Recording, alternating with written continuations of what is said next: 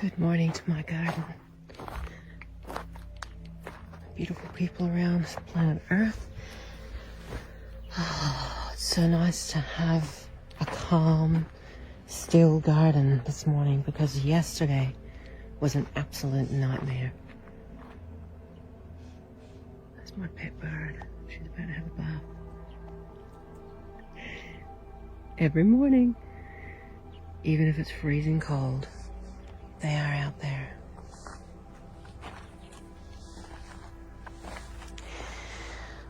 I love this time of the year. I mean, I've enjoyed the winter. I've enjoyed the luxury of not having to water my plants every day. So now the seasons are changing and it's watering. Not so much yet, but it's gonna be. But things are coming to life. Look at this. Mulberries, white mulberries. These are so delicious. They're like sugary, sweet little worms. They are so delicious.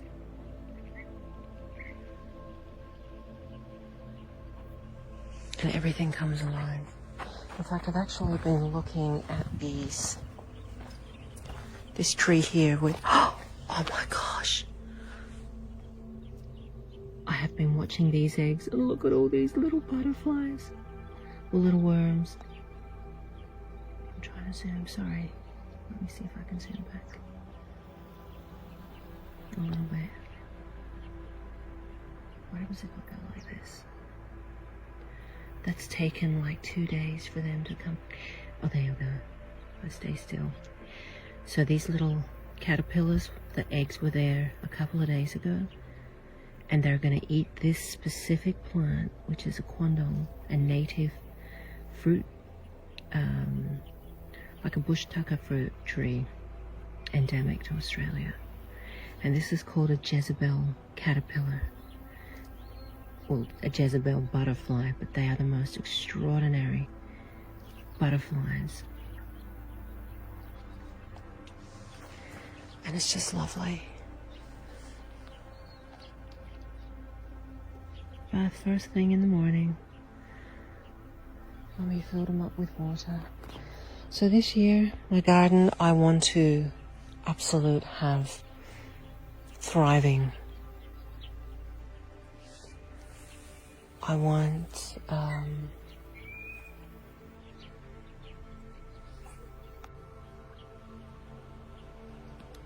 so these little Jezebel caterpillars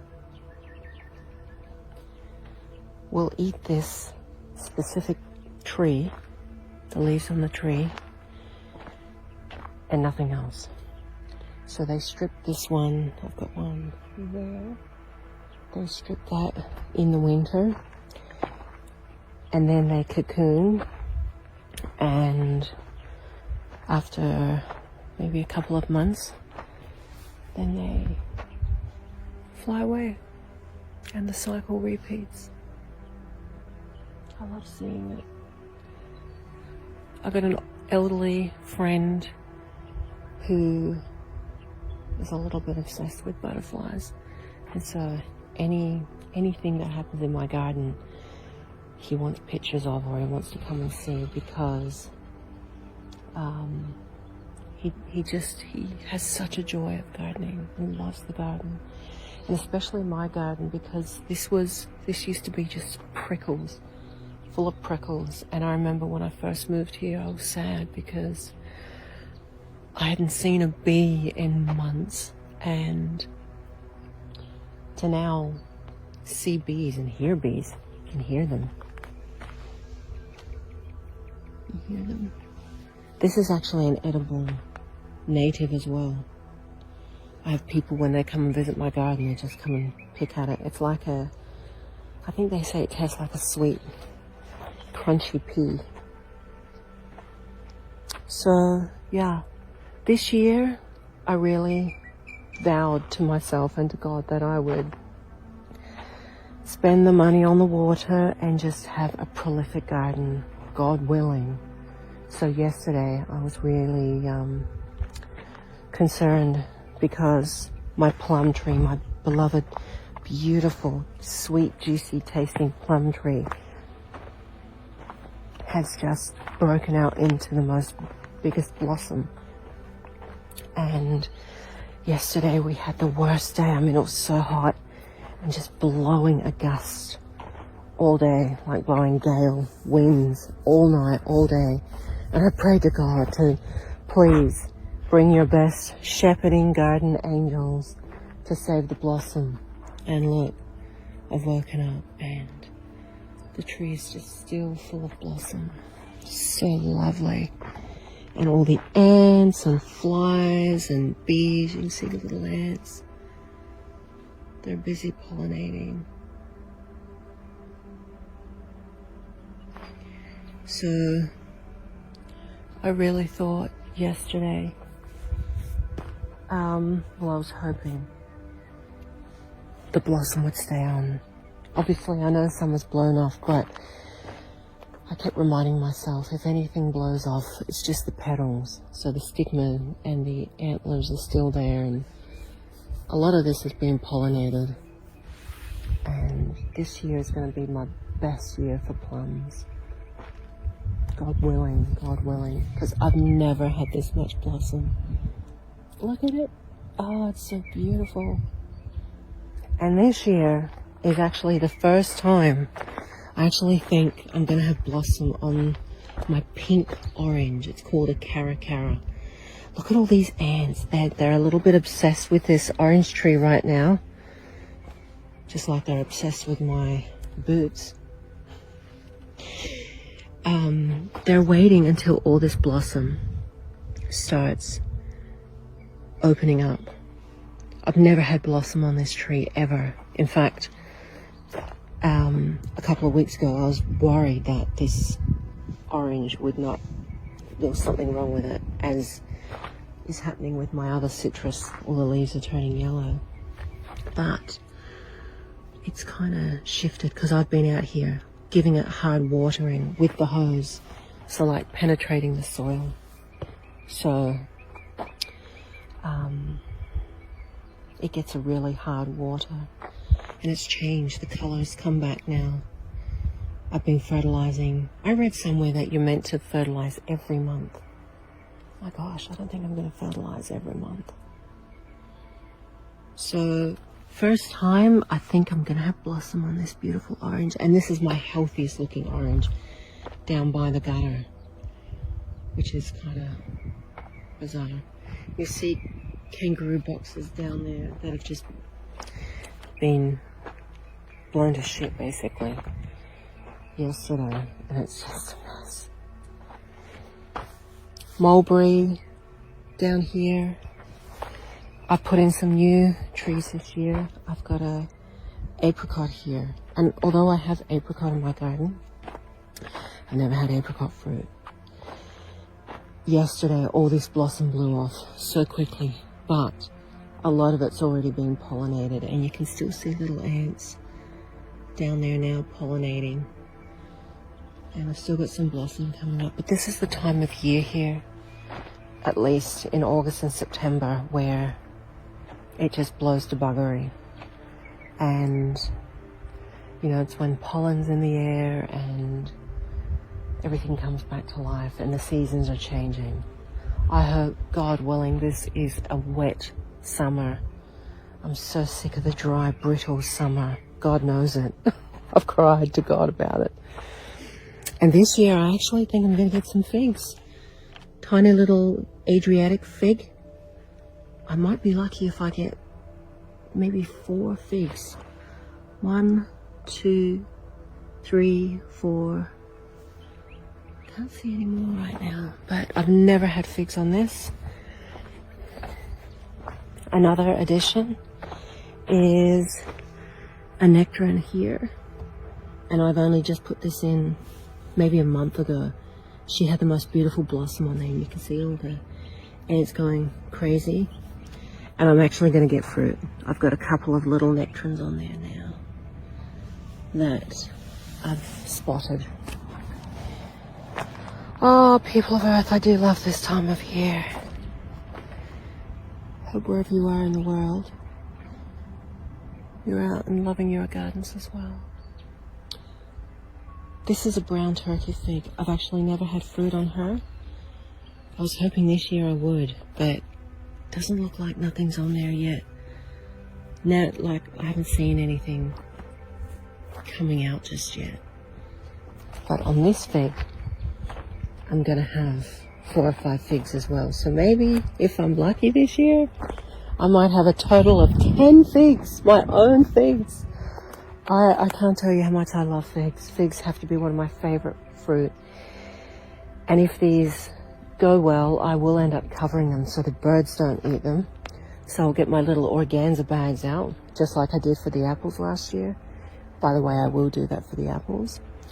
And I will put bags over them. But you can see 1 fig, 2 figs, 3 figs, maybe 5 figs on here if I'm lucky. And a couple more that I thought I saw. But we'll just wait and see. So I'm thinking maybe about 5 figs, but maybe more. I'm hoping more. Ah, it's such a blessing, truly. So this year, my garden is looking okay. It seems to have recuperated from the hard summer, but it's trial and error again. And this one looks like it might have blossomed, this orange. I've got different, this is called a joppa orange. I've got all different varieties of orange. And I come out, so not only do they get drip watering, they get a hard water with the hose. Once a week is what I've been doing to bring them back to life, because they're just, the oranges of all things I thought would just be performing so well here, and they haven't.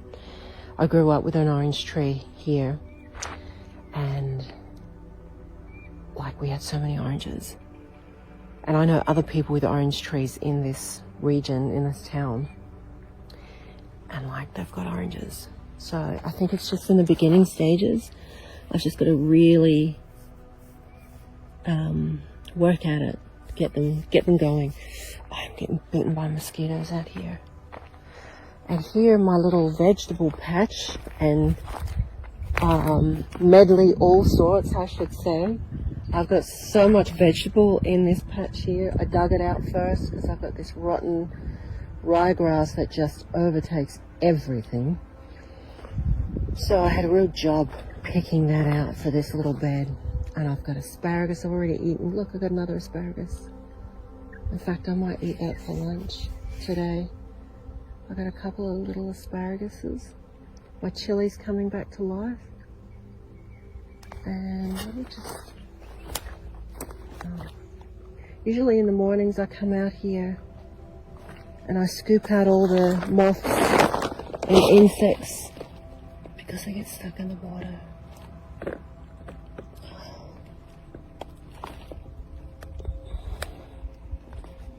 Maybe a little while. Everything gets stuck in the water.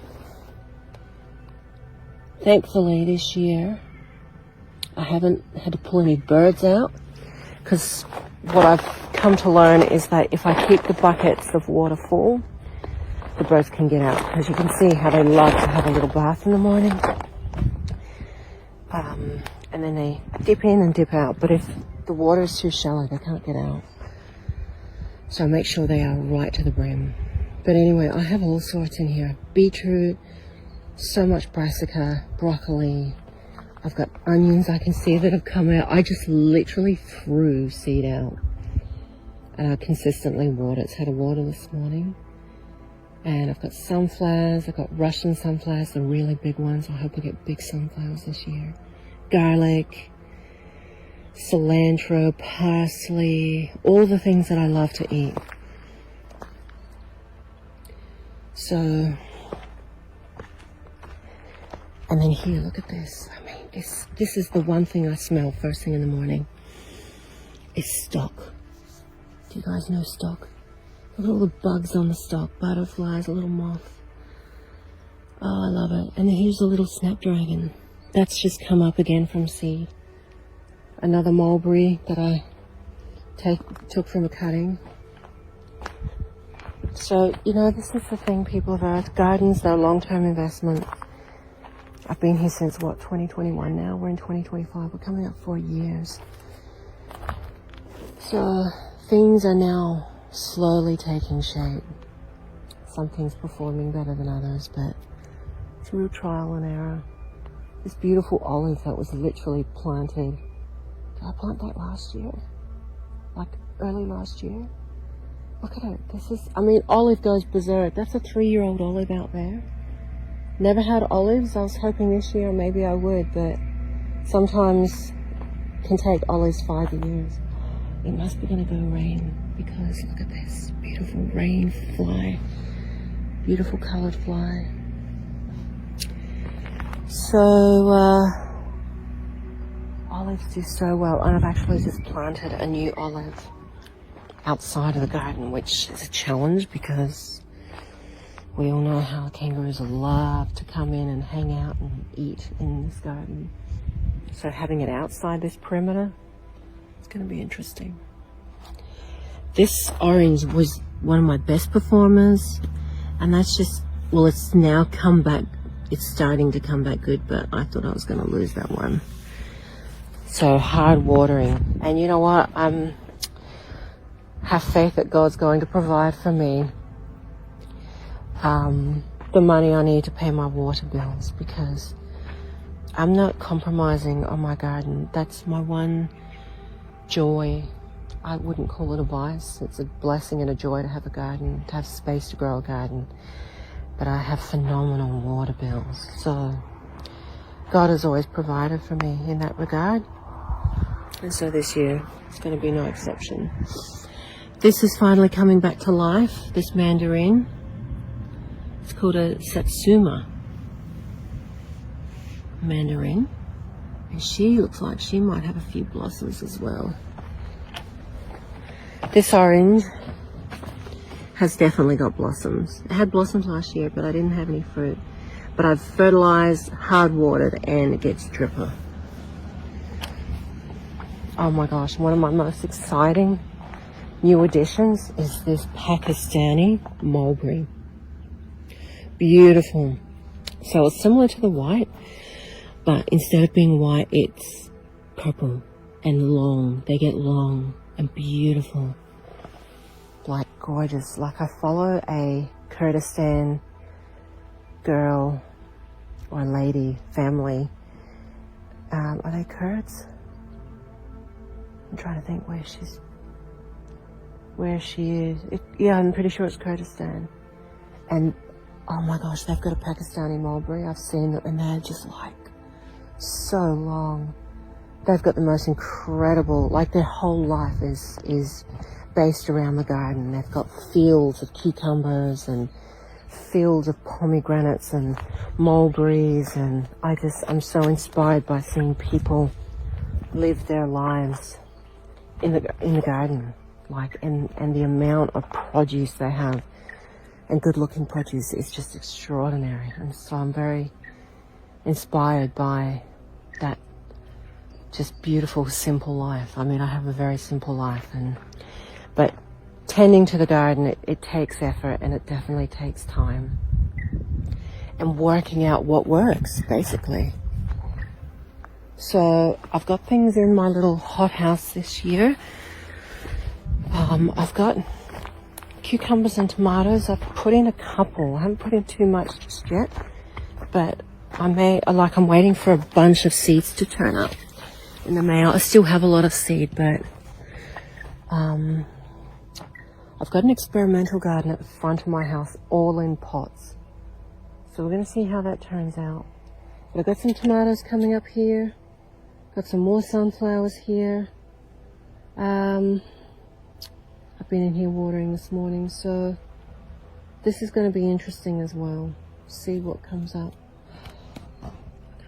She's sitting here. Oh, look at her. She's had a little bath. She's just hanging out. So this hothouse was quite prolific last year. Not as much as I thought it would be. Lots of growth, but not the best tomatoes and things. I still had tomatoes, but not amazing, not amazing. So I've got a couple in here. Redress the soil. There's a lot of tomato plants in here, so I might be lucky this year. But this patch I'm going to devote to cucumbers and melons mainly. And I haven't seen any seeds coming up, so I think I need to replant some. And I love Armenian cucumbers, so I think I'm going to plant some of those today actually. I've got plenty of seed inside because I grew it in my cage. This was just blowing berserk yesterday. You always wonder if it's just going to take off. So here, I've got a couple of new additions, which is the new olive I was saying about. A mulberry taken from a cutting, pomegranate, and a mulberry. I want these to grow big and shady and make it private. And I've got a bougainvillea down there. One plant I know that the kangaroos do not eat, and it's beautiful. So I've been busy in the garden this year. It always gives me a lot of joy. This is a new garden here that I've been cementing this winter. Put in some pig face, aloe, my grandmother's rose, bougainvillea that was taken from a cutting. So that was taken from around this area, and I managed to strike it. And it's finally given me leaf. So I'm covering it just until it gets big enough to crawl up the tree. And these are, whoop. So, what's up the vine? Wattles. My poor roses. I've definitely spent time with the roses. I've pruned them, watered them, and fertilized them. But this is a new addition. This little orange. I want this area to be spotted with these things that I've made. This is new, like last week put in the ground. So I'm hoping putting it in this soil that it's going to be prolific. I've already got blossom on it. So we'll see how we go. But this is the new garden I was talking about. All these pots along here. And I've got lots of tomato, eggplant. I'm going to try growing things from the pot because this came up by accident. This tomato. I thought, well, if it grows so well here, why not try and grow it all at the front? So I've got this incredible topsoil that I found in the gutter. And now I've got tomatoes, eggplants, I've got basil in there. She's looking a bit sad. Make sure she's standing up.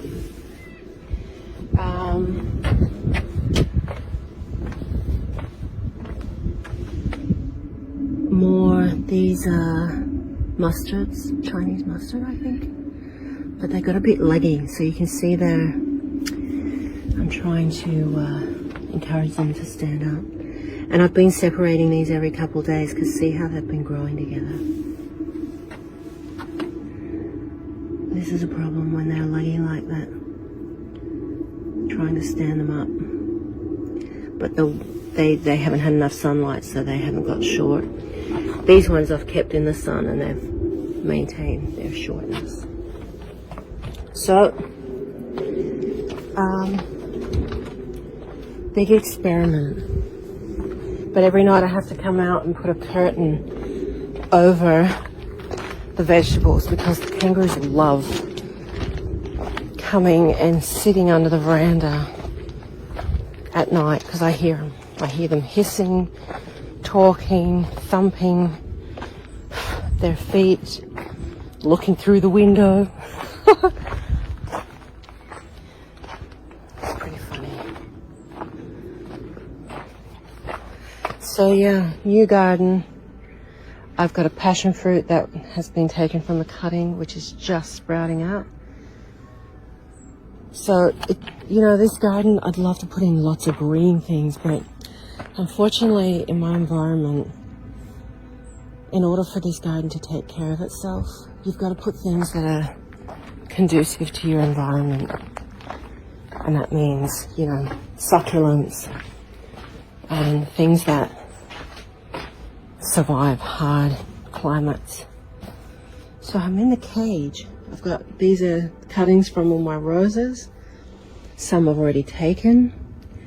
Passion fruit, sapote, and my beloved. My avocado's looking a bit sad, but my beloved mango. Oh, I hope I get mangoes this year. It usually starts flowering about October. I might get some flowers. Maybe. I hope so. I hope God gives me some mangoes. And it survived. Like, this Bowen mango is surviving here. So I have grown a mango. I know it's possible. This has given me such good ground cover, this passion fruit. Like, it has been so, I mean, look how thick that is. Such a performer. I put that in last year.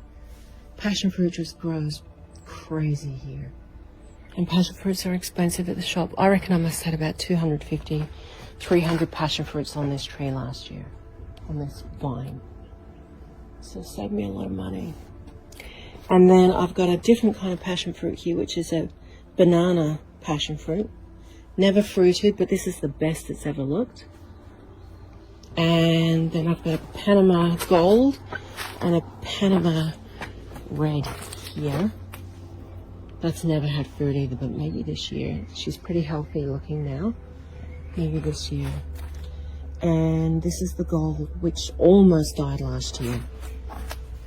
She's looking all right now, because I've come in and redressed the soil. So there's a lot of work in the garden. There's a lot of building your soil and redressing it and fertilize. It's the first time I've ever fertilized in here. But you can see I've got lots of parsley and my macadamia. So it's just working it out. Working out what works, really. Anyway, people of Earth, gardens, long-term investments, but they are so, so, so worth it. So worth it. And I love nothing more than to get up first thing in the morning and go out and see my garden. Love seeing all the birds. It's beautiful. Love you guys.